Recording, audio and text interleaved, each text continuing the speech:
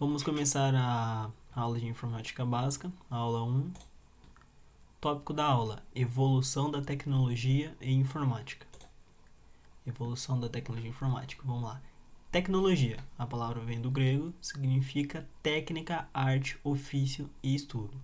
É um conjunto de técnicas, habilidades, métodos e processos usados na produção de bens ou serviços, ou na realização de objetivos como, por exemplo, em investigações científicas.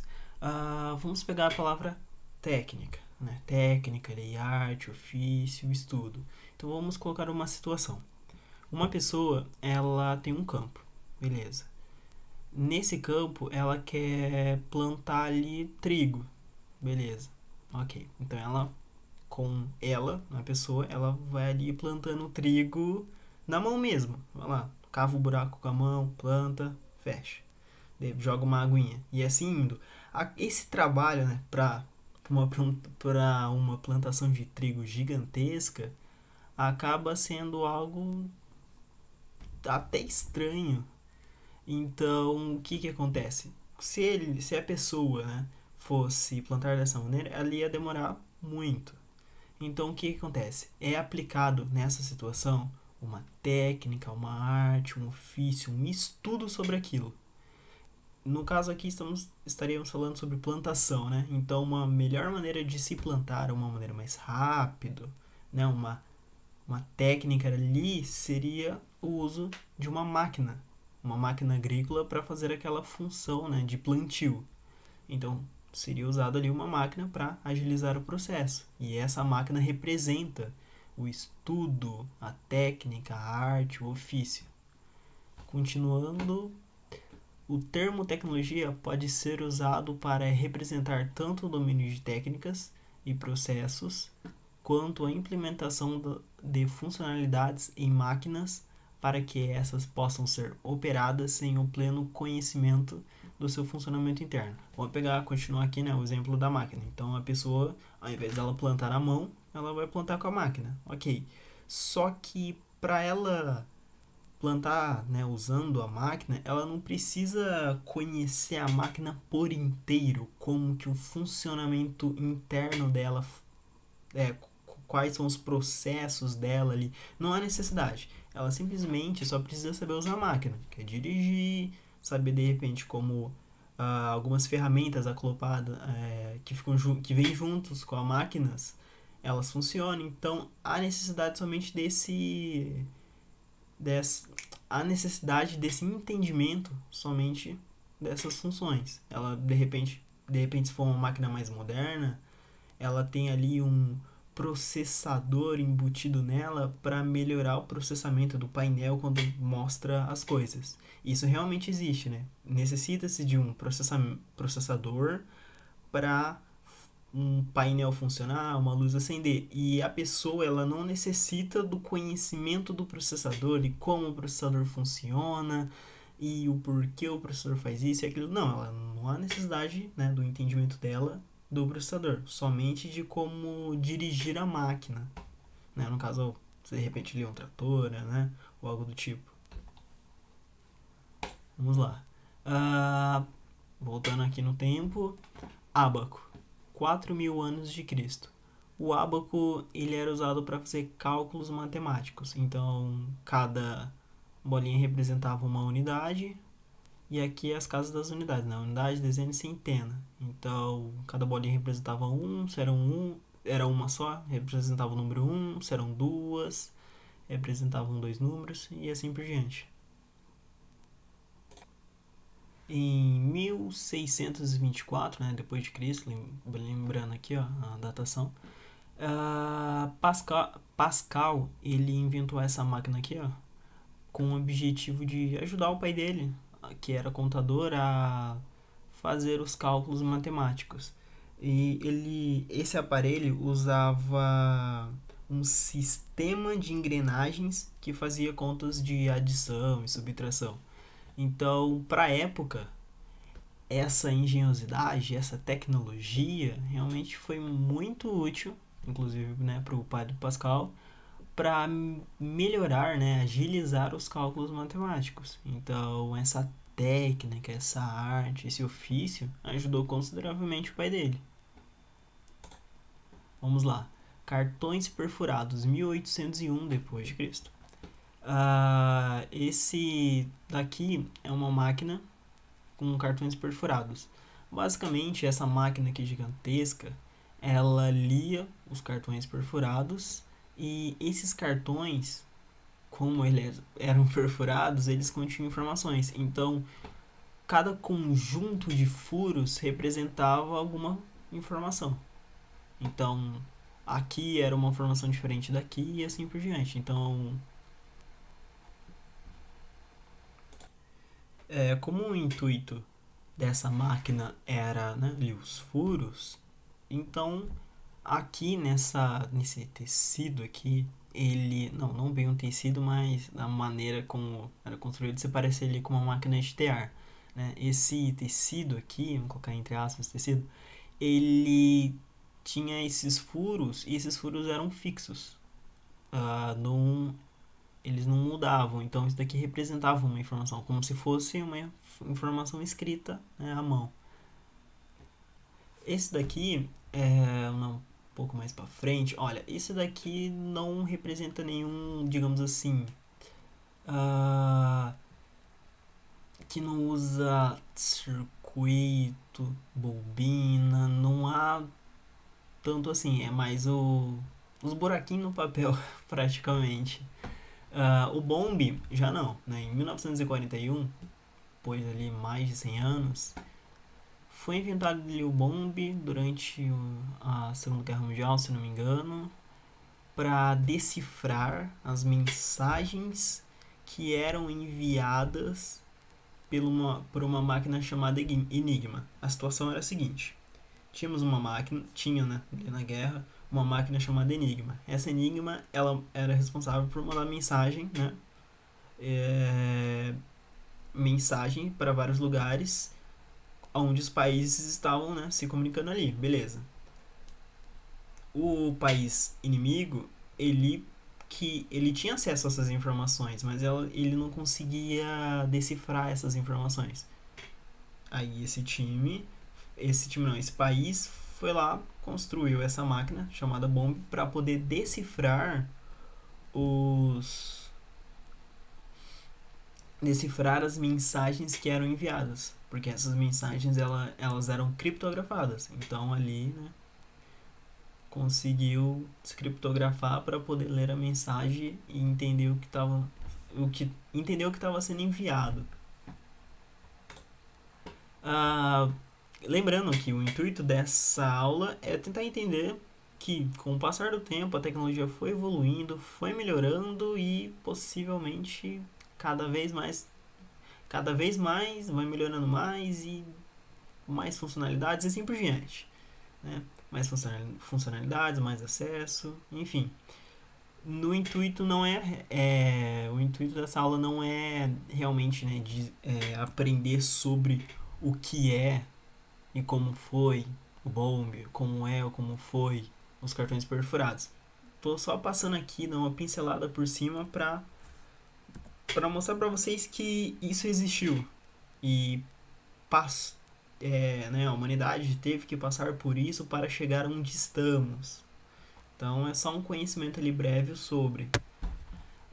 Continuando, esse daqui é um filme chamado Jogo da Imitação, de 2014. É um baita de um filme que fala sobre o bombe, sobre essa máquina aqui. Super recomendo vocês assistirem se tiver tempo e oportunidade para assistir. É um filme bacana. Se de repente vocês já assistiram, ou de repente se vocês sugerirem uma curiosidade, eu recomendo esses filmes aqui relacionados à tecnologia. Os filmes, no caso, são Matrix, Invasores de 2014, Estrelas Além do Tempo, e as séries Scorpion, The Big Bang Theory, Mr. Robot, Vale do Silício, Chuck e Black Mirror. Se eu não me engano, Black Mirror tem na Netflix. De repente, se você tiver Netflix, tem lá. Alguns desses, se eu não me engano, também tem na Netflix. Vamos lá, continuando. Microcomputadores, 1976 d.C. Os microcomputadores meio que são os computadores que conhecemos atualmente, que é teclado, mouse e tela. Porque ele tem, né, tem a característica aqui, né, nesse daqui, o computador da Apple, que na época foi algo fenomenal. Aqui tava com teclado e sem o mouse, né? Tô sem o mouse, mas a ideia era essa, teclado, mouse e a tela. Tem aqui o Osborne 1 em 1981. Esse daqui ficaria mais próximo de um notebook. Tem o mesmo intuito. Teclado, uma tela, entradas, né? São entradas do computador, se não me engano. Não chega a ser um disquete, porque disquete é fino até, é um pouco antes, é um disquete maior, praticamente, eu não me recordo o nome, mas é um disquete maior que armazenava memória e você colocava aqui e ele conseguia ler. E aqui é a tela do computador. Esse daqui, como eu disse que se parecia com o notebook, se vocês perceberem aqui, ó, tem travinhas. Esse daqui servia para fechar, você pegava aqui, clac, fechava, e aqui atrás dele tinha uma alça, e aí você levava para onde você quisesse. Realmente, esse computador na época era muito pesado, né? Um notebook hoje pesa 2 kg no máximo. Nessa época aqui era complicado levar para lá e para cá. O tempo foi passando, né? E os computadores diminuíram mais ainda. Não exatamente, né? O computador virou um celular, porque ainda existem computadores hoje, mas questão de funcionalidades, de processamento, os dois estão se igualando conforme, né, o tempo vai se passando. IBM Simon 1993 depois de Cristo. Esse Simon, no caso esse celular aqui, ele foi o primeiro celular touch criado. Em comparação aqui está o iPhone 4, né? Para vocês compararem o tamanho, praticamente quase o dobro do iPhone 4. Se não me engano, acho que o iPhone 4 tinha de tela 4 polegadas, eu acho, não tenho certeza. Bacana. A tecnologia vai evoluindo aqui, ali. iPhone 1 2007. O iPhone 1, né, que foi lançado ali em 2007, ele foi um celular touch, apesar de já existir, né, o IBM Simon, foi um celular touch que explodiu, que não literalmente explodiu, ele explodiu assim, a fama dele, como ele tinha várias funcionalidades, ele era um aparelho bem versátil, as vendas deles estouraram, realmente foram vendas altas. E isso chamou a atenção de várias pessoas testaram, compraram o produto, gostaram. E agora a Apple é um fenômeno. Ela tá aí com seu iPhone, né, hoje, o iPhone 12, se eu não me engano. Então ainda continua firme no mercado de smartphones, né, a Apple.